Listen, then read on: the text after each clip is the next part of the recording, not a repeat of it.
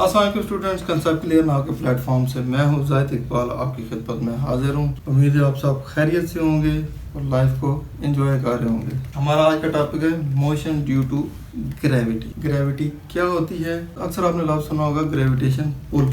इसका मतलब ये है कि ज़मीन हर चीज़ को अपनी तरफ पुल करती है, खींचती है। वो जो ज़मीन अपनी तरफ चीज़ों को खींचती है उसको कहते हैं ग्रेविटेशनल पुल। ये पेन है, मैं यहाँ से इसको छोड़ूंगा तो ये सीधा ज़मीन की तरफ जाएगा। अभी देखें, यहाँ पे भी खाली जगह है, यहाँ पे भी, यहाँ पे भी और यहाँ पे भी। ना ये ऊपर की तरफ गया, ना इस तरफ गया, ना इस तरफ गया, ये सीधा ज़मीन की तरफ जाएगा। क्यों जाएगा? कि ज़मीन हर चीज़ को अपनी तरफ खींच रही है, जिसकी वजह से हम ज़मीन के ऊपर चल फिर रहे हैं। इसके हमें बहुत सारे फ़ायदे हैं। अगर ज़मीन हर चीज़ को अपनी तरफ खींच ना रही होती, हमारे घर में जितने ये सोफ़े पड़े हैं, बेड पड़े हुए हैं, बर्तन, ये हर चीज़ एयर में उड़ रही होती, कोई चीज़ मैनेजेबल ना होती।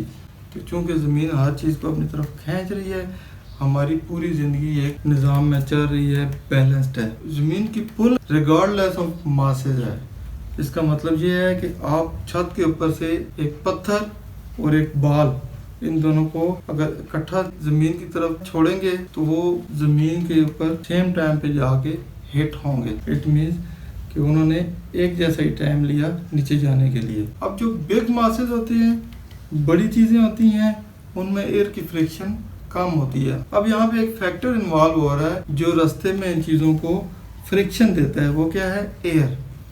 जब कोई चीज़ यहाँ से ड्रॉप करेंगे, रास्ते में एयर होगी, एयर उसको फ्रिक्शन देगी। उसकी मिसाल ये है, इस पेन को, एक कागज़ को मैं इकट्ठा अगर ज़मीन की तरफ छोड़ूंगा, पेन पहले जाके गिरेगा और कागज़ बाद में गिरेगा। अब इसमें वजह क्या है कि वो जो कागज़ था उसको एयर की फ्रिक्शन मिल रही थी, वो उसको ज़मीन की तरफ जाने से रोक रही थी, उसकी एक्सेलरेशन को कम कर रही थी। अब ये जो पेन था, इसने उस रेजिस्टेंस को निगलेक्ट कर दिया और ये सीधा ज़मीन की तरफ गया, तो उसकी एक्सेलरेशन बरकरार रही।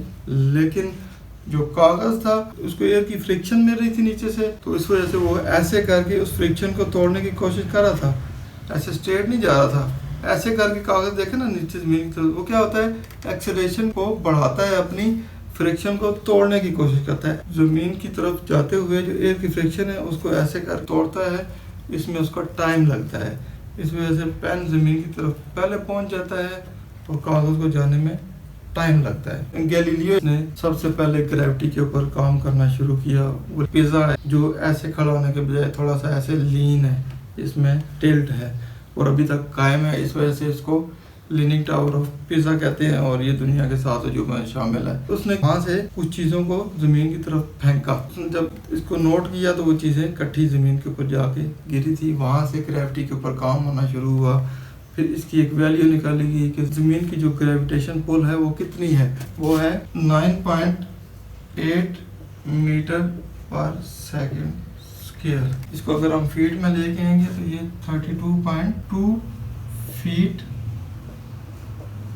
पर सेकेंड स्क्वायर है। बुक में एक मिसाल है कॉइन और पेपर की। अगर एक सिक्के और पेपर को आप इकट्ठा नीचे फेंकेंगे, कॉइन पहले गिर जाएगा और पेपर को थोड़ा टाइम लगेगा। वो जो आपको मैं पहले मिसाल दी थी रेजिस्टेंस। अगर हम इस कमरे में वैक्यूम कर दें, एयर रिमूव कर दें, जब एयर नहीं होगी तो उसकी रेजिस्टेंस भी नहीं होगी। तो आप हैरान रह जाएंगे कि वैक्यूम वाली जगह पे पेपर और कॉइन को अगर इकट्ठा ही ड्रॉप करे तो वो इकट्ठे ही ज़मीन के ऊपर जाके गिरेंगे, उसकी बेस के ऊपर जाके गिरेंगे, क्योंकि वहाँ पे एयर की रेजिस्टेंस कम हो गई।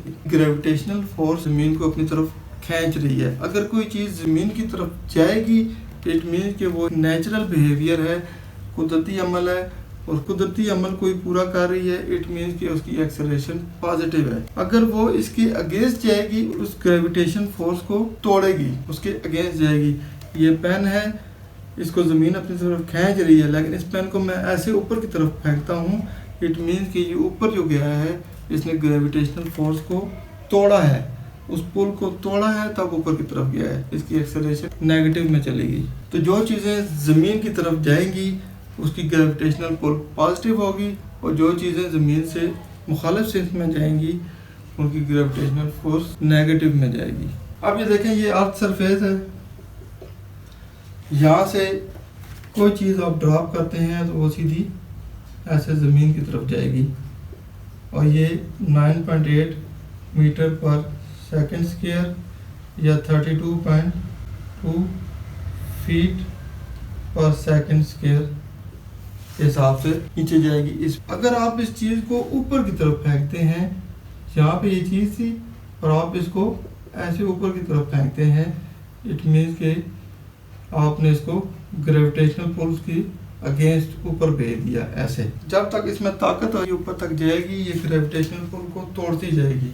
लेकिन एक वक्त होगा कि जब इसके अंदर जो एनर्जी थी वो ख़त्म हो जाएगी। अब ये वापस ऐसे ज़मीन की तरफ ही आएगी और ज़मीन के ऊपर ही ड्रॉप होगी। जब ये यहाँ से ऊपर की तरफ जा रही थी तब हमारी ग्रेविटेशनल फोर्स नेगेटिव थी। अब नीचे की तरफ आना शुरू हुआ तो हमारी ग्रेविटेशनल फोर्स पॉजिटिव होगी, यहाँ पे ग्रेविटेशनल फोर्स नेगेटिव थी।